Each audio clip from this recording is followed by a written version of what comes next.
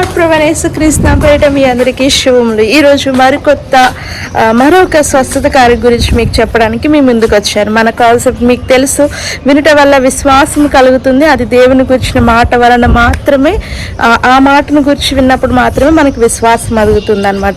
ఏమైనా చేయగలిగిన దేవుడు ఏం చేయగలడో మనకి తెలియాలి అంటే గతంలో ఏం చేశాడో కూడా మనం తెలుసుకోవాలి. కాబట్టి ఈరోజు మరొక స్వస్థత కార్యం గురించి మీకు చెప్పాలనుకుంటున్నాను. అది కూడా మార్కు సువార్త 1వ అధ్యాయంలో జరిగిన 3వ స్వస్థత కార్యము ఇదనమాట. ఆ విషయం ఏంటి అంటే, ఒక కుష్ఠరోగి ఉన్నాడంట. ఆ కుష్ఠరోగి యేసు ప్రభువుని చూసి ఆయన దగ్గరికి పరిగెత్తుకుని వెళ్ళి మోకాళ్ళుని, ప్రభువా నీకు ఇష్టమైతే నన్ను స్వస్థపరచు అని అడుగుతాడంట. ఎందుకు అలా అడిగాడంటే, ఆ రోజుల్లో కుష్ఠరోగుల్ని ఒక దూరంగా పట్టణానికి వెలుపలికి త్రోసివేసేవారు. వారిని ఎవరు ముట్టేవారు కాదనమాట.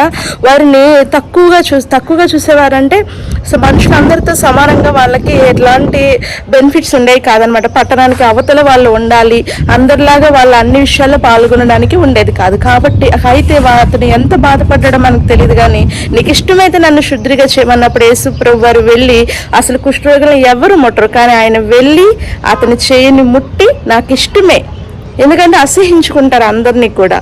ఎందుకు కుష్ఠరోగి వచ్చింది అతన్ని అసహించుకుంటారు. కానీ దేవుడు ఏమంటాడంటే, నిన్ను ముట్టుకున్నాను, ఎవరు నిన్ను ముట్టుకోరు కదా, నేను నిన్ను ముట్టుకున్నాను, అందరూ నిన్ను అసహించుకుంటారు కదా, నువ్వు నాకు ఇష్టము, నీకు స్వస్థత కలుగుతుంది అన్న వెంటనే కుష్ఠరోగం అతను విడిచి వెళ్ళిపోయింది అనమాట. అయితే యేసుప్రభు విషయం ఎవరికి చెప్పొద్దు, మోషే నియమించిన కానుకలు, ధర్మశాస్త్రం చెప్పిన కానుకలు సమర్పించుకున్నప్పుడు అతని ఆనందం పట్టలేక మొత్తం అక్కడంతా కూడా వ్యాప్తి చెందించేశాడు అనమాట. దేవుడు అతని పక్షమున చేసిన స్వస్థత కార్యం గురించి. కాబట్టి దేవుడు ఎలాంటి రోగానైనా దేవుడు స్వస్థపరచగలడు. నీ హృదయంలో ఉన్న కుష్ఠి రోగాన్ని కూడా. ఈ రోజుల్లో భౌతికంగా కుష్ఠి రోగం అనేది సామాన్యంగా కనిపించట్లేదు, కానీ హృదయం అనేది మాత్రం బాగా కుష్ఠి రోగంతో నిండిపోయిన మనుషులు చాలా మంది ఈ రోజుల్లో ఉన్నారు. అది పైకి తెలియట్లేదు, చాలా మంది ఒప్పుకోవటం లేదు. ఆ యొక్క కుష్ఠి రోగం కలిగిన నీ హృదయాన్ని మార్చగలిగిన వాడు ఒక్కడున్నాడు, ఆయన ప్రభువైన యేసుక్రీస్తు ప్రభువారు మాత్రమే.